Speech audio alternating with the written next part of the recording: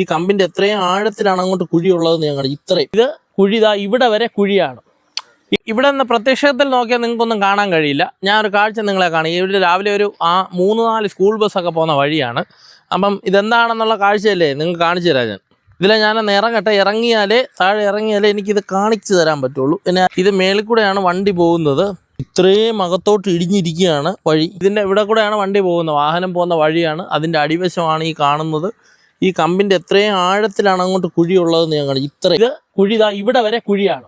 ഏകദേശം ഈ റോഡിന്റെ സെന്റർ എന്ന് പറഞ്ഞ സ്ഥലത്താണ് ഞാൻ നിൽക്കുന്നത്. സെൻട്രലിൽ നിന്നും ഇതാ ഇത്രയും വരെ അടിവശത്തൊന്ന് മണ്ണിടിഞ്ഞു പോയിരിക്കുകയാണ്. ഒരുപാട് സ്കൂൾ ബസ് 10-40 കുട്ടികളുള്ള വണ്ടിയും കൊണ്ടാണ് ഇത് വഴി പോണത്.